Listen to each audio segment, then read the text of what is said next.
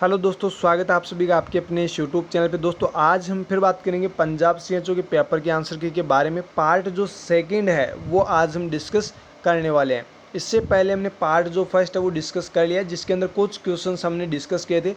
उसके बाद जो पार्ट फर्स्ट हमने डिस्कस किया उसके बाद कुछ क्वेश्चंस और स्टूडेंट्स ने बताए हैं, वो आज के इस पार्ट के अंदर आपको मिलने वाले हैं। सो आपको कंप्लीट वीडियो तो देखना ही है, साथ में अपने फ्रेंड्स को भी शेयर कर देना है। दोस्तों ये जो पीडीएफ है, जो पंजाब सीएचओ के जो पेपर के आंसर की जो मैं आपको बता रहा हूँ, ये जो पीडीएफ है वो सिर्फ और सिर्फ आपको मिलेगी हमारे Telegram group and Telegram channel के अंदर।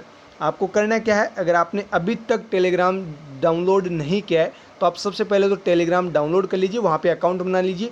अकाउंट बनाने के बाद में टेलीग्राम पे आपको सर्चिंग का ऑप्शन मिलेगा, वहाँ पे आपको ये नाम डाल देना है, नर्सिंग चैलेंजर्स। जैसे आप नाम डालेंगे आपके सामने चैनल और ग्रुप दोनों ही ओपन हो जाएंगे।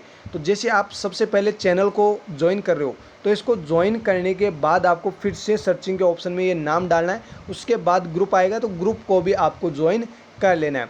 ग्रुप में डेली टेस्ट सीरीज होती है जिसका आप फ्री ऑफ कॉस्ट फ़ायदा उठा सकते हैं और बहुत ही अच्छे अच्छे क्वेश्चंस आपको यहाँ पे सीखने को मिलते हैं। तो आप ज़रूर ये काम कीजिएगा, आपके फ्यूचर के लिए मैं आपको बता रहा हूँ। तो चलिए ये जो पेपर है वो देख लेते हैं फटाफट बिना टाइम वेस्ट किए। दोस्तों कुछ image based questions, image based का मतलब है कि कुछ क्वेश्चंस ऐसे हैं जो मैंने इमेज के थ्रू आपको बताए हैं। तो देखिए कौन कौन से क्वेश्चंस हैं जो पंजाब सीएचओ में पूछे गए थे। पहला क्वेश्चन देखिए, sign and symptoms of opioid withdrawal, यानी कि स्टूडेंट्स ने बताया कि ऑपियोइड विड्रॉल को लेकर साइन सिम्टम से कुछ क्वेश्चन पूछा गया था। जो मेरे को क्वेश्चन मिला है उसमें बताया गया है कि सिम्टम पूछा गया था, साइन भी दिए गए थे 3 और एक सिम्टम दिया गया था और वह सिम्टम ही हमारे को पूछा गया था। तो देखिए यहाँ पे कौन कौन से साइन एंड सिम्टम है ऑपियोइड विड्रॉल के। फर्स्ट है symptoms, anorexia and nausea, next abdominal pain, next hot and cold flushes, next bone joint and muscle pain, next insomnia and disturbed sleep, next cramps, next intense craving. यहाँ पे कुछ symptoms है जो ऑपियोइड withdrawal के symptoms होते हैं। Next कुछ science है ऑपियोइड विड्रॉल के। देखिए कौन कौन से साइन है, restlessness, याउनिंग, perspiration, rhinorrhea, dilated pupils, pillow erection, next muscle twitching and restless leg when lying down, next vomiting, next diarrhea। दोस्तों यहाँ पे सबसे पहले तो आप ये समझिए कि सिम्टम क्या होते हैं और साइन क्या होते हैं, तभी आपको ये क्वेश्चन अच्छे से समझ में आ पाएगा। सिम्टम्स वो होते हैं जो पेशेंट आपको बताता है, यानी पेशेंट जो कंप्लेन कर रहा है वो क्या है, सिम्टम्स है। जो आप पेशेंट के अंदर देख रहे हैं वो क्या है, साइन है, जो आप ऑब्जर्व कर रहे हैं पेशेंट के अंदर। जैसे यहाँ पे डायलेटेड प्यूपिल्स, क्या पेशेंट खुद देख के बता सकता है कि मेरी प्यूपिल्स डायलेट है? वो तो आप ही बताएंगे ना, यानी आप नहीं तो डॉक्टर बताएंगे। तो ये क्या है, साइन और सिम्टम्स के अंदर, दोनों के अंदर ये क्या है, छोटा सा एक डिफरेंस है। तो यहाँ पे कुछ सिम्टम्स है, कुछ साइंस है, और जो साइन आपको दिए गए थे इस क्वेश्चन के अंदर वो जो मेरे को मिले हैं मैं आपको बता देता हूँ। एक जो ऑप्शन आपको दिया गया था वो दिया गया था राइनोरिया, एक है याउनिंग, और एक जो आपको दिया गया था वो दिया गया था डायलेटेड प्यूपिल्स। तो ये 3 तो आपको साइन दिए गए थे और एक आपको सिम्टम दिया गया था वो था इंसोम्निया। ये स्टूडेंट्स ने बताया है, मैंने अपने मन से नहीं बताया। स्टूडेंट्स ने बताया कि इंसोम्निया वर्ड दिया गया था एक सिम्टम का और बाकी 3 साइन और दिए गए थे। इस प्रकार से मतलब ये क्वेश्चन पूछा गया था। आपको सिम्टम पूछा गया तो और आपको यहाँ पे जो करेक्ट आंसर करना था वो करना था इंसोम्निया। तो दोस्तों आपको याद रखना है, ये जो आपको साइन है वो तो याद करनी है ऑपियोइड विड्रॉल के, और ये कुछ सिम्टम्स है ये भी आपको याद कर लेने हैं। कभी कभार पूछ लिया जाता है एक्सेप्ट से भी क्वेश्चन, तो ये आपको अच्छे से याद कर लेने हैं। नेक्स्ट इमेज देखिए यहाँ पे, बायोमेडिकल वेस्ट मैनेजमेंट। यहाँ पे बायोमेडिकल वेस्ट मैनेजमेंट की इमेज है। यहाँ पे देखिए ये yellow bag, red bag, blue bag and white bag, या ब्लैक बैग आप बोल सकते हैं। यहाँ पे ब्लैक बैग है, ये है blue and white bag, and यहाँ पे रेड बैग, ये है येलो बैग। तो इनके अंदर जो एनाटोमिकल वेस्ट आप जो भी वेस्ट आप मैनेजमेंट करते हैं, बायोमेडिकल वेस्ट मैनेजमेंट, उसके थ्रू ये क्वेश्चन बहुत ही इंपॉर्टेंट है, जो बार बार कम्पिटिटिव एग्जाम, चाहे कोई सी भी हो, एम्स हो, ESIC हो, हर एक कम्पिटिटिव एग्जाम में ये क्वेश्चन पूछा जाता है। यहाँ पे क्वेश्चन क्या पूछा गया था वो तो मैं आपको नीचे बता ही दूंगा, लेकिन आप यहाँ पे थोड़ा सा स्क्रीनशॉट ले लीजिए ताकि आपको यहाँ पे पढ़ने में ज़्यादा प्रॉब्लम नहीं हो। देखिए येलो जो बैग होता है उनके अंदर इन्फेक्शियस वेस्ट जैसे बैंडेज, कॉटन और any other things in contact with body fluids, human body parts, human anatomical waste, solid biomedical waste. ये जो वेस्ट होते हैं वो येलो बैग के अंदर डिस्कार्ड किए जाते हैं। कौन से? जो जो भी ह्यूमन बॉडी के जो पार्ट्स होते हैं, जो ह्यूमन एनाटॉमिकल वेस्ट होता है, चाहे बॉडी फ्लूइड हो, चाहे फिर वो बैंडेज हो, चाहे फिर वो कॉटन हो, मतलब वो कुल मिला के क्या है, ह्यूमन एनाटॉमिकल वेस्ट है। इन्फेक्शियस जो भी वेस्ट होते हैं वो किसके अंदर डालते हैं? येलो बैग के अंदर। दोस्तों ये अच्छे से आप पढ़ लेना, अच्छे से याद कर लेना, बहुत ही इंपॉर्टेंट है। आगे देखिए रेड, यहाँ से बायोमेडिकल वेस्ट मैनेजमेंट से 2 क्वेश्चन पंजाब सीएचओ में पूछे गए थे। क्वेश्चंस क्या थे वो तो मैं आपको आगे बता दूंगा। देखिए यहाँ पर रेड बैग के अंदर फ्लूइड जैसे ब्लड, आगे है हेमोवॉक, नेक्स्ट है chest drainage units, catheter, suction catheter, bags and IV tubing, microbiology and biotechnology waste. जो भी माइक्रोबायोलॉजी एंड बायोटेक्नोलॉजी वेस्ट होते हैं, जो भी कैथेटर्स होते हैं, जो सक्शन कैथेटर है या फिर जो भी चेस्ट ड्रेनेज ट्यूब है, ये सब जो होती है वो किसके अंदर डिस्कार्ड की जाती है? रेड बैग के अंदर। रेड बैग के अंदर। अब आते हैं ब्लू के ऊपर। जो ब्लू बैग होता है उसके अंदर all type of glass bottles and broken glass articles and outdated and discarded medicine, solid plastics. तो ये जो कुछ वेस्ट प्रोडक्ट होते हैं वो ब्लू बैग के अंदर डिस्कार्ड किए जाते हैं। नेक्स्ट है ब्लैक बैग, जिसके अंदर निडल्स विदाउट सिरिंज नहीं होनी चाहिए, वो निडल आप इसके अंदर डिस्कार्ड कर सकते हैं। ब्लेड डिस्कार्ड कर सकते हैं। शार्प जो भी इंस्ट्रूमेंट होते हैं वो आप इसके अंदर डिस्कार्ड कर सकते हैं। And all metal articles incineration waste, जो भी इंसिनरेशन वाले वेस्ट होते हैं वो सारे के सारे आप इस ब्लैक बैग के अंदर डिस्कार्ड कर सकते हैं। बाकी जो क्वेश्चन पूछा गया था वो एक तो ब्लू बैग से था और एक येलो बैग से था। तो क्वेश्चन क्या हो सकता है ये तो आपको पता चल ही गया होगा इनको पढ़ के। चलो मैं बता देता हूँ, आगे बता दूंगा अभी। देखिए यहाँ पे एक जो इम्यूनाइजेशन शेड्यूल है इसका आप स्क्रीनशॉट ले सकते हैं अगर ज़्यादा पढ़ना चाहते हैं तो। बाकी जो क्वेश्चन पूछा गया था वो भी मैं आपको बता दूंगा क्वेश्चन क्या था। देखिए क्वेश्चन में आपको रोटा वायरस की मैंने आपको डोज बताई थी कि कब कब लगती है। हालांकि मैंने क्या बताया था, कब कब लगती है। दो मैंने आपको अलग अलग रोटा वायरस की जो ब्रांड नेम थे वो मैंने आपको बताए थे। एक 3 वीक पे मतलब 3 डोज में लगता है और एक जो लगता है वो 2 डोज के अंदर लगता है। यहाँ पे जो मैंने आपको बताया था रोटा वायरस की 6 week, 10 week and 14 week, in 3 dose मतलब 3 बारी में ये लगता है रोटा वायरस का वैक्सीन। लेकिन जो आपको क्वेश्चन में पूछा गया था वो पूछा गया था डोज। क्या पूछा गया था? डोज। वो आपको वहाँ पे जो करेक्ट आंसर करना था वो क्या करना था? आपको 5 ड्रॉप्स, कितनी? 5 ड्रॉप, ये आपको वहाँ पे करेक्ट आंसर करना था। ओरली ये एडमिनिस्टर की जाती है। बाकी आप यहाँ से स्क्रीनशॉट लेके कंप्लीट इम्यूनाइजेशन शेड्यूल को इसको आप पढ़ सकते हैं। बहुत ही इंपॉर्टेंट है ये सीएचओ के एग्जाम के लिए। यहाँ पे देखिए जो क्वेश्चंस पूछे हैं स्टूडेंट्स ने, उसका नाम है गगनदीप कौर। जो गगनदीप कौर है उसने पूछा है पर डे विटामिन सी कितना ग्राम लेना चाहिए, ये क्वेश्चन भी आया था। बिल्कुल जी आपको आंसर बताया जाएगा, आपने क्वेश्चन बताया तो आपको आंसर ज़रूर मिलेगा। नेक्स्ट देखिए लाइट सेंसिटिव वैक्सीन पूछा था, नो हीट, यानी कि हमने जो बताया था वो हीट सेंसिटिव बताया था। ये बोल रहे हैं कि लाइट सेंसिटिव से पूछा था। तो बिल्कुल आपको बता दें जो हीट सेंसिटिव है उन्हीं को लाइट सेंसिटिव कहा जाता है। तो ये आपने वैसे जो कमेंट है वो हटा दिया, लेकिन आपने क्वेश्चन तो ये भी पूछा था। कोई बात नहीं, आपको समझ में आ गया, अच्छी बात है। नेक्स्ट जो क्वेश्चन है rota virus vaccine dose 5 drops है। ओके, ये मैंने आपको बता दिया है। मेरे को क्वेश्चन इनकम्प्लीट मिला था इसलिए मैंने आपको ये नहीं बता पाया कि 5 ड्रॉप पूछा है कि आपको इस प्रकार से पूछा कि 3 अलग अलग जैसे जो वीक्स मैंने आपको बताएं कि 3 बार दी जाती है या 2 बार दी जाती है। वैसे मेरे को क्वेश्चन कंप्लीट नहीं मिलने की वजह से मैंने आपको पहले सही नहीं बताया था। तो आपने जो बताया कि रोटा वायरस वैक्सीन जो डोज होती है वो 5 ड्रॉप होती है, तो बिल्कुल सही है आपका जवाब, 5 ड्रॉप ही होती है, मैंने आपको बता दिया है। आगे देखिए कुछ क्वेश्चंस जो मेरे को और मिले हैं स्टूडेंट्स के द्वारा, वो देखते हैं। देखिए यहाँ पे पहला क्वेश्चन क्या आ रहा है, ग्रीन कलर ऑफ ट्रायाज इंडिकेट्स। जो ट्रायाज सिस्टम है उसके अंदर जो ग्रीन कलर होता है उसका मतलब क्या है, उसका इंडिकेशन क्या है। मतलब ग्रीन कलर अगर आपको दिखाई दे ट्रायाज सिस्टम के अंदर तो आप क्या करेंगे। देखिए यहाँ पे फर्स्ट है इमीडिएट एक्शन या फिर इमीडिएट ट्रीटमेंट, नेक्स्ट है डिलेड ट्रीटमेंट, नेक्स्ट है मिनिमल ट्रीटमेंट या फिर एक्सपेक्टेंट ट्रीटमेंट। दोस्तों यहाँ पे जो आपको करेक्ट आंसर करना था वो क्या करना था, ऑप्शन सी मिनिमल ट्रीटमेंट करेंगे। चलिए मैं आपको बता देता हूँ कंप्लीट ट्रायज जो ट्रायज सिस्टम के अंदर जो कलर कोडिंग होती है उनके बारे में। जो ब्लैक कलर होता है वो होता है एक्सपेक्टेंट, याद रखिएगा ब्लैक कलर एक्सपेक्टेंट होता है, जिसके अंदर pain medication only until death. आप क्या कर सकते हैं, पेशेंट को पेन मेडिकेशन दे सकते हैं। मतलब पेशेंट मरने वाला है और उसको बहुत ज़्यादा दर्द हो रहा है, बहुत ज़्यादा पेन हो रहा है, तो आप कुछ भी नहीं कर सकते वहाँ पे। आप सिर्फ और सिर्फ जो पेन मेडिकेशन होती है वो आप पेशेंट को एडमिनिस्टर करवा सकते हैं और कुछ रिलीफ पेशेंट को आप दे सकते हैं। तो ये होता है ब्लेक के अंदर यानी कि एक्सपेक्टेंट। ये ट्रायड सिस्टम के अंदर कलर कोडिंग है, बहुत ही इंपॉर्टेंट है, एम्स ESIC में भी पूछी जाती है, तो आप इसको अच्छे से पढ़ लेना। नेक्स्ट देखिए रेड। रेड का मतलब होता है इमीडिएट ट्रीटमेंट, मतलब जितना जल्दी हो सके उतना जल्दी आपको ट्रीटमेंट देना ही देना है। देखिए लाइफ थ्रेटनिंग इंजरीज, यहाँ पे जो रेड कलर होता है, और ये तो आपने बहुत बार सुना भी होगा, रेड कलर बहुत ही खतरों का होता है, तो ये तो आपने पढ़ा भी होगा, सुना भी होगा, देखा भी होगा। तो जो रेड कलर है उसके अंदर क्या होता है, लाइफ थ्रेटनिंग इंजरीज होती है जिनके लिए इमीडिएट ट्रीटमेंट की ज़रूरत होती है। नेक्स्ट देखिए येलो। येलो के अंदर मतलब डिलेड।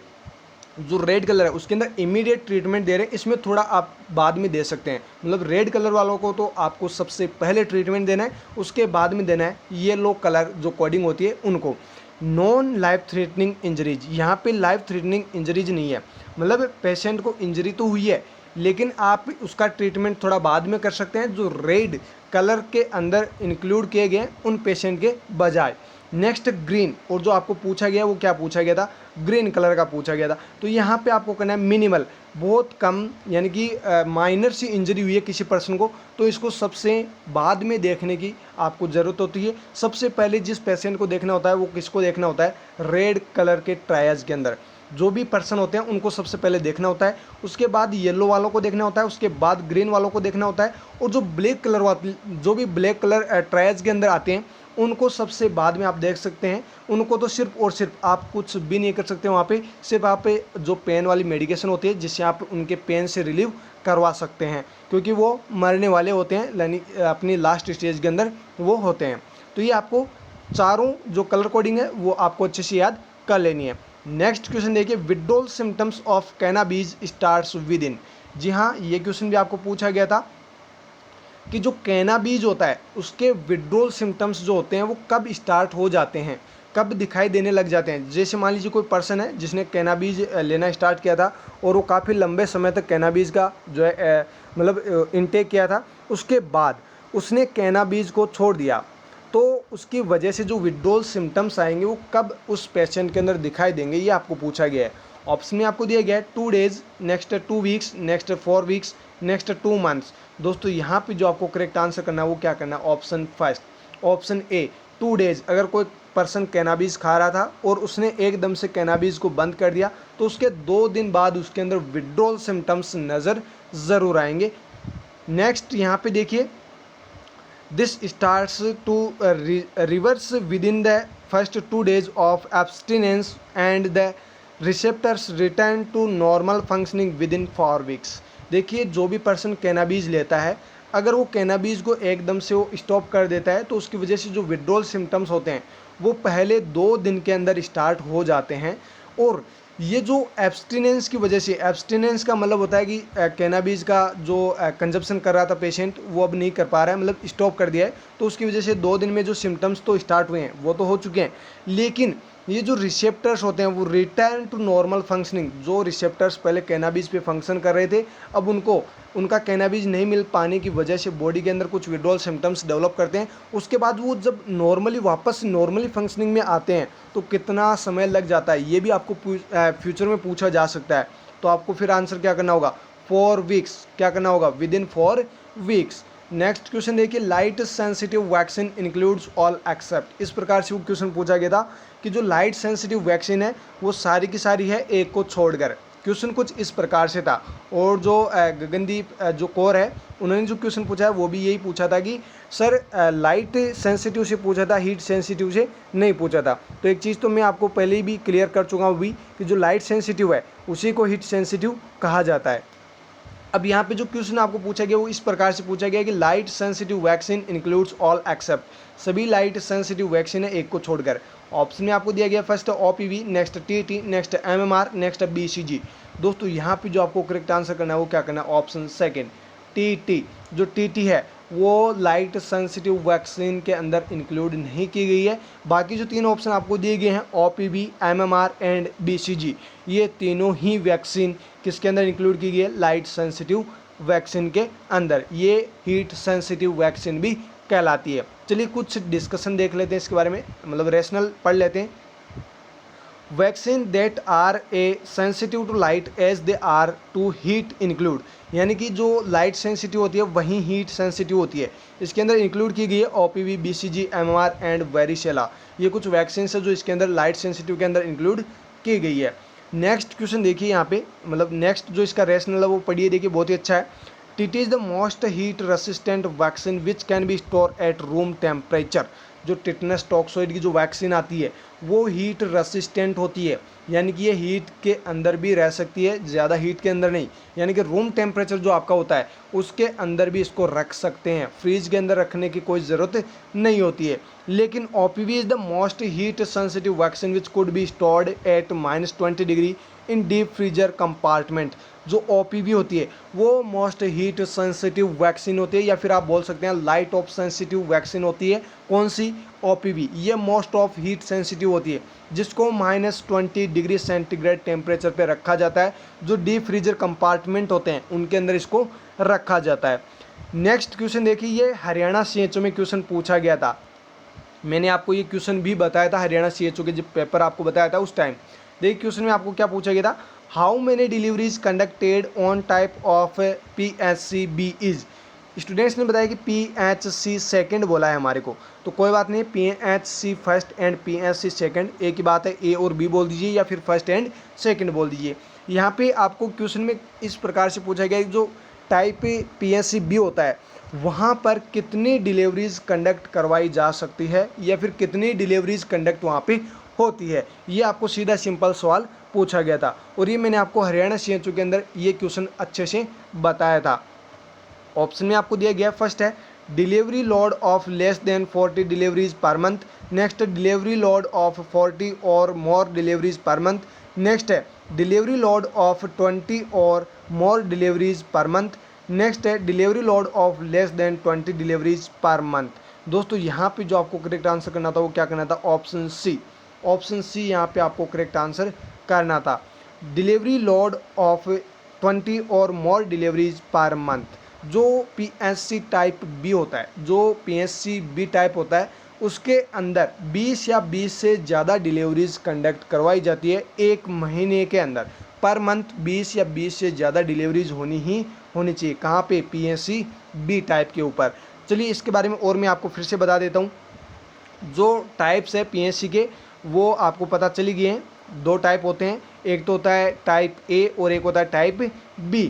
यहाँ पे देखिए जो टाइप A और B है, यहाँ पे जो टाइप A है उसके अंदर जो PHC with delivery load of less than 20 deliveries per month, and जो PHCB है उसके अंदर जो डिलीवरी लोड है वो 20 और मोर डिलीवरीज पर मंथ, यानी एक महीने के अंदर 20 या 20 से कम डिलीवरीज हो रही है। तो आपको बताना है ये कहाँ पे होती है, टाइप A PHC के ऊपर। अगर डिलीवरीज लोड 20 या 20 से ज़्यादा है तो वो किस पे है, टाइप B PHC के ऊपर। ये मैं आपको फिर से बता रहा हूँ, ये जो हरियाणा CHO का एग्जाम हुआ था उसमें भी पूछा गया था। नेक्स्ट क्वेश्चन देखिए, बहुत ही अच्छा क्वेश्चन है। BCG vaccine once constitute should be used within. अगर आपने BCG वैक्सीन को आपने अगर BCG वैक्सीन को कंस्टिट्यूट कर लिया है तो उसके बाद में कितने समय के अंदर अंदर उसको काम में लेना है। ऑप्शन में दिया गया first 3 hours, next 6 hours, next 12 hours, next 24 hours. दोस्तों यहाँ पे जो आपको आंसर करना है वो क्या करना है, 6 आवर्स, 6 घंटे के अंदर अंदर उसको काम में लेना है। रिकन्स्टिट्यूट BCG measles and yellow fever vaccine must be discarded after 6 hours of reconstitution. जब भी BCG measles and yellow fever को रिकन्स्टिट्यूट कर लिया जाता है तो उसके बाद विद इन 6 आवर्स आपको इसको यूज़ में लेना होता है। 6 घंटे बाद में इन वैक्सीन को डिस्कार्ड कर दिया जाता है जब आपने रिकन्स्टिट्यूट इनको कर लिया है। तो रिकन्स्टिट्यूट नहीं किया है तो कोई दिक्कत नहीं है, लेकिन अगर आपने रिकन्स्टिट्यूट कर लिया है तो इनको 6 घंटे के अंदर अंदर काम में लेना होता है। 6 घंटे बाद इनको डिस्कार्ड कर दिया जाता है। नेक्स्ट क्वेश्चन देखिए जो पूछा है स्टूडेंट्स ने कमेंट के माध्यम से कि डेली जो रिक्वायरमेंट होती है विटामिन C उसका भी क्वेश्चन पूछा गया था। तो देख लीजिए जो क्वेश्चन आपको पूछा गया था वो आ गया है। Daily recruitment of vitamin C in adult is. हालांकि यहाँ पे क्वेश्चन एडल्ट है कि इन्फेंट है ये तो नहीं बताया स्टूडेंट्स ने, लेकिन आपको मैं कंप्लीट वे से बता दूंगा। एडल्ट का पूछा है कि इन्फेंट का पूछा है कि प्रेग्नेंट का या लैक्टेटिंग मदर का पूछा है, जो भी है आप देख लेना। यहाँ पे मैंने आपको एडल्ट का क्वेश्चन दिया है कि जो एडल्ट वन होते हैं उनको कितने विटामिन सी की डेली ज़रूरत होती है। ऑप्शन में देखिए first 30 mg, next 50 mg, next 80 mg, next 10 mg। जो आपको यहाँ पे करेक्ट आंसर करना हो क्या करना, ऑप्शन बी 50 mg। जो एडल्ट वन होते हैं उनको डेली 50 mg विटामिन सी की ज़रूरत होती है। चलिए मैं आपको कंप्लीट और बता देता हूँ। इन्फेंट, चिल्ड्रन, मदर, जो भी लैक्टेटिंग मदर है, प्रेग्नेंट मदर है, सभी की daily requirement of vitamin C in infant and children is 30 mg। जो भी इन्फेंट्स होते हैं और जो बच्चे होते हैं उनको 30 mg डेली ज़रूरत होती है विटामिन सी की। एडोलसेंट्स को ज़रूरत होती है 40 mg की। एडल्ट्स एंड जो प्रेग्नेंट वुमेंस होती है उनको होती है 50 mg की। ध्यान रखिएगा, प्रेग्नेंट वुमेन एंड एडल्ट्स जो होते हैं उनको ज़रूरत होती है विटामिन सी की कितनी, 50 mg की।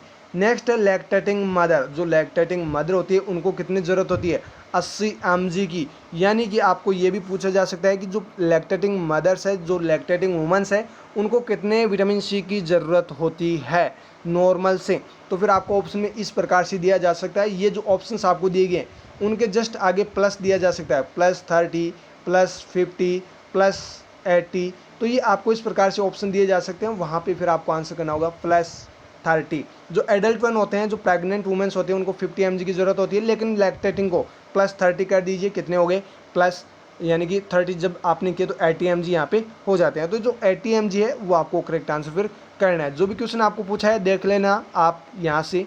इन्फेंट्स का पूछा है कि एडल्ट का पूछा है कि प्रेग्नेंट का पूछा है कि लैक्टेटिंग मदर का पूछा है। नेक्स्ट कुछ कैल्शियम को लेकर भी क्वेश्चन पूछा गया था कि daily requirement of calcium is. हालांकि मेरे को कंप्लीट क्वेश्चन नहीं मिला, लेकिन जो कैल्शियम है उसकी भी डेली रिक्वायरमेंट पूछी गई थी। तो देख लीजिए यहाँ पे सबकी दे रखी है। Daily requirement of calcium in infant 500 mg, childrens below 10 year 400 mg, 10 to 15 year children 600 mg, adult 400 to 500 mg, pregnancy and lactation +500 mg। देखिए यहाँ पे जो इन्फेंट्स होते हैं उनको 500 mg की ज़रूरत होती है डेली जो कैल्शियम है उसकी। और जो चिल्ड्रंस होते हैं 10 साल से कम उनको 400 mg की ज़रूरत होती है कैल्शियम की। और जो 10 साल से 15 साल तक के होते हैं उनको 600 mg की होती है। एडल्ट्स को 400 से 500 mg की होती है। और जो प्रेगनेंसी होती है, लैक्टेशन होता है, उस दौरान +500 mg, यानी कि बोले तो 900 से लेकर 1000 mg की ज़रूरत होती है प्रेगनेंसी एंड लैक्टेशन के दौरान। तो ये आपको अच्छे से याद कर लेना है। नेक्स्ट क्वेश्चन देखिए, बहुत ही अच्छा क्वेश्चन पूछा गया था कि how much nicotine is in A cigarette. एक सिगरेट के अंदर कितना निकोटिन पाया जाता है, ये आपको क्वेश्चन में पूछा गया था। ऑप्शन में आपको दिए गए थे फर्स्ट 0.5, 1, नेक्स्ट 1.5, नेक्स्ट 2। ये mg के अंदर पूरी वैल्यू। ओके, यहाँ पे जो आपको करेक्ट आंसर करना था वो क्या करना था, ऑप्शन सी 1.5 mg। चलिए मैं आपको वैल्यू बता देता हूँ। देखिए यहाँ पर रेशनल के अंदर you will probably inhale about 1.1 to 1.5 mg of nicotine by the end of each cigarette. देखिए जब आप एक सिगरेट पूरी पी जाते हो, जिस प्रकार से आप दारू पीते हो उसी प्रकार से आप सिगरेट पीते हो, तो आपको यहाँ से 1.1 to 1.8 mg निकोटिन प्राप्त होता है एक सिगरेट से। तो 1.1 आ रहा है, मतलब आप एक यहाँ पे ऑप्शन आपको दिया गया, ये तो आप नहीं कर सकते। नेक्स्ट 1.8, तो ये 2 के अंदर काउंट हो गया, तो ये भी आप नहीं कर सकते। तो दोनों ही वैल्यू आपको नहीं करनी थी। यहाँ पे 2 वैल्यू आपको दी गई है, जो बीच की वैल्यू है वो आपको करनी थी। 1.5 mg यहाँ पे करेक्ट आंसर करना था। ओके, आगे देखिए, this means that the pack of 20 cigarettes you will likely inhale between 22 to 36 mg of nicotines। इसका मतलब ये हुआ, जो एक पैकेट या 2 पैकेट रोज़ के खींच लेते हैं, यानी कि 20 सिगरेट कोई पर्सन जो डेली की ले रहा है, तो वो कितना निकोटीन ले रहा है, वो ले रहा है 22 से लेकर 36 mg निकोटीन डेली वो पी रहा है। तो ध्यान रखिएगा, आपको सिगरेट बिल्कुल भी नहीं पीनी है। ये ऐसी लत होती है जो आपको बर्बाद करती है, आपके फ्यूचर को भी बर्बाद कर देती है। नेक्स्ट देखिए, human anatomical waste and foetal parts are discarded in. जो बायोमेडिकल वेस्ट मैनेजमेंट से क्वेश्चन था वो ये था, ह्यूमन एनाटॉमिकल वेस्ट और जो फिटल पार्ट्स होते हैं उनको किस बैग के अंदर डिस्कार्ड किया जाता है। फर्स्ट है रेड बिन, नेक्स्ट है येलो बिन, नेक्स्ट है ब्लू बिन, नेक्स्ट है ब्लू बिन, यहाँ पे रेड बिन कर वाइट बिन कर लेना या फिर ब्लैक बिन आप कर लेना। यहाँ पे टाइपिंग मिस्टेक हुई है, कोई बात नहीं। यहाँ पे जो आपको करेक्ट आंसर करना है वो क्या करना है, ऑप्शन सेकंड येलो बीन्स। जो येलो बीन्स होते हैं उनके अंदर human anatomical waste and foetal parts को डिस्कार्ड किया जाता है। नेक्स्ट देखिए, glass material and with cytotoxic drugs are disposed, without cytotoxic. देखिए ग्लास जो मटेरियल्स होते हैं उनको, और जो साइटोटॉक्सिक विदाउट साइटोटॉक्सिक जो ड्रग्स होती है उनको कौन से बिन के अंदर या फिर कौन से बैग के अंदर डिस्कार्ड किया जाता है, डिस्पोज किया जाता है। Option same as it is वही है, ब्लू की जगह आप ब्लैक कर लेना। यहाँ पे जो आपको करेक्ट आंसर करना है वो क्या करना है, ऑप्शन सी, यानी ब्लू बैग आपको यहाँ पे करना है या फिर ब्लू बीन्स आपको यहाँ पे करेक्ट आंसर करना है। बाकी मैंने आपको कंप्लीट ऊपर बताई दिया है, वहाँ से और देख लेना। देखिए बहुत ही अच्छा क्वेश्चन आ रहा है, ये एम्स नोसेट 2020 में पूछा हुआ क्वेश्चन है।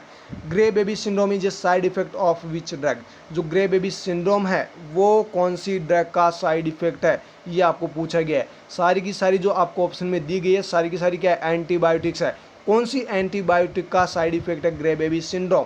फर्स्ट देखिए amoxicillin, next ciprofloxacin, next metronidazole, next chloramphenicol. ये आपने पढ़ा होगा और सभी को पता भी होगा लगभग। यहाँ पे जो आपको करेक्ट आंसर करना है वो क्या करना है, ऑप्शन डी। ऑप्शन डी यहाँ पे करेक्ट आंसर आपको करना है, क्लोराम्फेनिकोल। जो ग्रे बेबी सिंड्रोम है किसका साइड इफेक्ट है, क्लोराम्फेनिकोल का। चलिए मैं और आपको इसके साइड इफेक्ट बता देता हूँ, किसके, क्लोराम्फेनिकोल के, जो एग्जाम में पूछे जाते हैं। यहाँ से 2 क्वेश्चन पूछे गए थे एम्स नोसेट 2020 में, एक तो ग्रे बेबी सिंड्रोम, दूसरा था बोन मेरो डिप्रेशन, जो मैं आपको आगे बताने वाला हूँ। देखिए यहाँ पे, grey baby syndrome is a condition in which infant experiences a life threatening reaction to the antibiotic chloramphenicol. जो ग्रे बेबी सिंड्रोम है वो एक प्रकार की ऐसी कंडीशन है जो इन्फेंट्स के अंदर होती है, जो लाइफ थ्रेटनिंग रिएक्शन होती है, बहुत ही खतरनाक ये रिएक्शन होती है। और जो एंटीबायोटिक होती है क्लोराम्फेनिकोल, उसकी वजह से उन इन्फेंट्स के अंदर ये डेवलप होती है। आगे कुछ यहाँ पे और साइड इफेक्ट्स दिए हुए हैं, देखिए कौन कौन से हैं। Not enough red blood cells produce. जो रेड ब्लड सेल्स होती है, जो आरबीसी होती है, वो अच्छे से प्रोड्यूस नहीं हो पाती, यानी कि एप्लास्टिक एनीमिया जो है वो पेशेंट के अंदर डेवलप हो सकता है। जो इन्फेंट्स होते हैं उनको जब आप क्लोराम्फेनिकोल देते हो तो उसकी वजह से ये डेवलप हो सकता है। इन्फेंट्स हो या फिर कोई और भी हो तो ये आपको साइड इफेक्ट देखने को मिल सकता है। बोन मेरो डिप्रेशन देखने को मिल सकता है। ये जो बोन मेरो डिप्रेशन है ये भी एम्स नोसेट 2020 में पूछा गया था। First shift and second shift दोनों शिफ्ट के अंदर यहाँ से क्वेश्चन पूछे गए थे।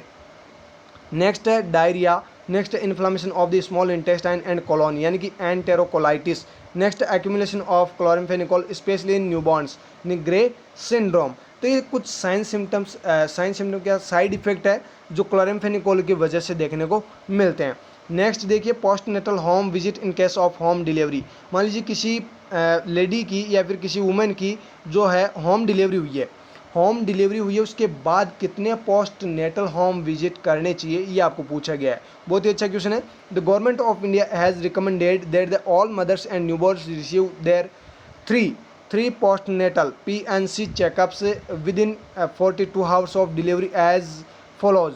यानी कि आपको जो पोस्ट नेटल जो चेकअप्स करने होते हैं जो होम डिलीवरी के बाद में, वो कितने करने होते हैं, तीन पोस्ट नेटल चेकअप तो करने होते हैं। ये गवर्नमेंट ऑफ इंडिया की जो रिकमेंडेड थी उसके अंदर बताया गया है। जो मदर्स होती है, जो भी जिनकी डिलीवरी हुई है होम डिलीवरी, और जो न्यूबॉर्न्स होते हैं उनकी केयर के लिए, यहाँ पे उनकी देखभाल के लिए 3 पोस्ट नेटल चेकअप्स तो होने चाहिए, वो भी विद इन 42 डेज, यानी 42 दिन के अंदर। अब देखिए 42 दिन के अंदर कैसे करना है। फर्स्ट जो होगा वो विद इन 48 आवर्स, जब भी होम डिलीवरी होती है उसके 48 घंटे के अंदर फर्स्ट पोस्ट नेटल विजिट करना होता है। सेकंड जो होता है वो होता है बिटवीन 3 to 7 डेज, यानी कि 3 से 7 दिन के बीच में दूसरा पोस्ट नेटल विजिट करना होता है। उसके बाद जो थर्ड होता है वो होता है with in 42 days of delivery, 42 दिन के अंदर जो डिलीवरी हुई है उसके 42 दिन के अंदर कभी भी कर सकते हैं। इस प्रकार से यहाँ पे 3 जो पोस्ट नेटल होते हैं वो चेकअप्स करने होते हैं होम डिलीवरी के बाद में। नेक्स्ट क्वेश्चन है कि एंटीडोट ऑफ लेड पॉइजनिंग की एंटीडोट भी पूछी गई थी। यहाँ पे आपको आंसर करना है डाइमर कैप्रोल एंड ईडेट यानी EDTA। जो कैल्शियम सोडियम होता है CaNA2 EDTA, ये होता है एंटीडोट किसकी, लेड पॉइजनिंग की। आर एडमिनिस्टर्ड पेरेंटली, ये पेरेंटली एडमिनिस्टर की जाती है जब किसी पर्सन को लेड पॉइजनिंग होती है। नेक्स्ट क्वेश्चन मेरे को सिर्फ इतना ही मिला, RBSK के आगे यहाँ पे क्वेश्चन मार्क लगा हुआ था, तो हो सकता है जो मैंने आपको बताया इनमें से कोई क्वेश्चन पूछा गया हो। देखिए जो RBSK उसका मतलब होता है राष्ट्रीय बाल स्वास्थ्य कार्यक्रम। सबसे पहले देखिए कब लॉन्च हुआ था, launch across the country in February 2013, यानी 2013, जो फरवरी 2013 है उस टाइम लॉन्च हुआ था राष्ट्रीय बाल स्वास्थ्य कार्यक्रम। ये भी आपको ध्यान रखना है कि हो सकता है RBSK की फुल फॉर्म पूछी गई हो सकता है इसकी लॉन्च की जो डेट पूछी गई हो, और हो सकता है इसके जो ऑब्जेक्टिव वो पूछे गए हो। तो देखिए आगे क्या है, RBSK यानी कि राष्ट्रीय Bal Swasthya Karyakram is a significant health initiative aiming that early identification and early intervention for childrens from birth to 18 years to cover 4 Ds, यानी कि बर्थ से लेकर 18 साल तक के जो बच्चे होते हैं उनका अर्ली आइडेंटिफिकेशन करना और अर्ली इंटरवेंशन करना, यानी मैनेजमेंट करना किसी भी डिजीज कंडीशन को लेकर। तो ये किसके अंदर होते हैं, ये जो एम है वो किसके हैं, राष्ट्रीय बाल स्वास्थ्य कार्यक्रम के। अब ये जो 4D है इसका मतलब क्या है, डिफेक्ट्स एट बर्थ। पहले सबसे पहले क्या चेक करते हैं, बर्थ के टाइम पे कोई डिफेक्ट वगैरह तो नहीं है बच्चे के अंदर। नेक्स्ट है डेफिशिएंसीज, किसी प्रकार की कोई डेफिशिएंसी तो नहीं हो रही है बच्चे को।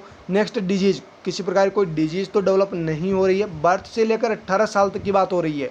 नेक्स्ट देखिए डेवलपमेंट डिलेज इंक्लूडिंग डिसेबिलिटीज, कोई बाद में किसी प्रकार की कोई डिसेबिलिटी तो नहीं हुई है। तो ये किसके अंदर है, राष्ट्रीय बाल स्वास्थ्य कार्यक्रम के अंदर जो 4Ds है इसका मतलब भी आपको ध्यान में रखना है, defects at birth, deficiencies, disease and development delays including disability, ये 4D आपको याद कर लेना है। बर्थ से लेकर 18 साल तक के जो बच्चे होते हैं उनका अर्ली आइडेंटिफिकेशन करना और अर्ली उनका मैनेजमेंट करना किसके अंदर है, राष्ट्रीय बाल स्वास्थ्य कार्यक्रम के अंदर आता है।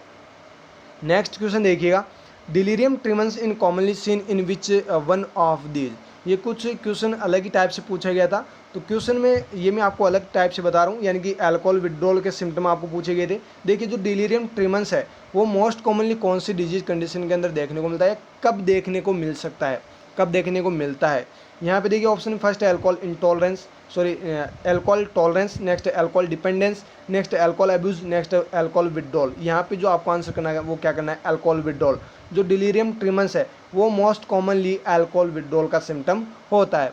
हो सकता है आपको किसी न किसी और प्रकार से पूछा गया हो, तो चलिए इसके बारे में और देख लेते हैं। जो सिंपल विड्रॉल सिम्टम्स होते हैं वो क्या क्या होते हैं अल्कोहल विड्रॉल के, माइल्ड ट्रीमन्स, अल्कोहलिक सीजर्स जिनको रम फिट्स भी कहते हैं, nausea, vomiting, weakness, irritability, insomnia and anxiety.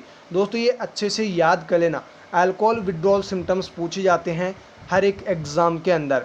आगे देखिए जो डिलीरियम ट्रीमन्स है वो क्या है, delirium tremens is the most severe expression of alcohol withdrawal syndrome characterised by. जो डिलीरियम ट्रीमन्स है वो मोस्ट सीवियर एक्सप्रेशन होता है किसका, अल्कोहल विड्रॉल सिंड्रोम का, यानी किसी पर्सन ने अल्कोहल लेना छोड़ दिया तो उसकी वजह से जो सबसे पहले या सबसे ज़्यादा जो मोस्ट कॉमनली जो सिम्टम देखा जाएगा, जो करेक्टरिस्टिक पेशेंट के अंदर देखा जाएगा वो क्या होगा, डिलीरियम ट्रीमन्स। अब डिलीरियम ट्रीमन्स की वजह से पेशेंट के अंदर क्या क्या हो सकते हैं, तो देखिए यहाँ पे डिलीरियम ट्रीमन्स की जो विशेषताएं हैं वो यहाँ पे दे रखी है, hallucinations, visual, auditory and tactile, extreme disorientation, restlessness and hyper activity of the ANS, autonomic nervous system. देखिए यहाँ पे कुछ जो करेक्टरिस्टिक आपको बताएं डिलीरियम ट्रीमन्स के क्या क्या हो सकते हैं, ऑडिटरी हेल्यूसिनेशन, विजुअल हेल्यूसिनेशन या टैक्टाइल हेल्यूसिनेशन, ये पेशेंट के अंदर डेवलप हो सकता है। एक्सट्रीम डिसोरिएंटेशन, पेशेंट को कुछ भी पता नहीं रहेगा, मतलब झूम शराबी इस प्रकार से हो जाएगा।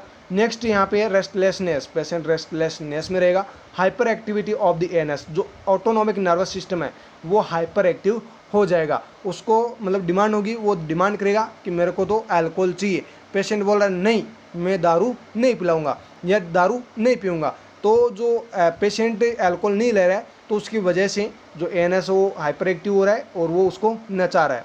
आगे देखिए यहाँ पे hyper activity of autonomous nervous system.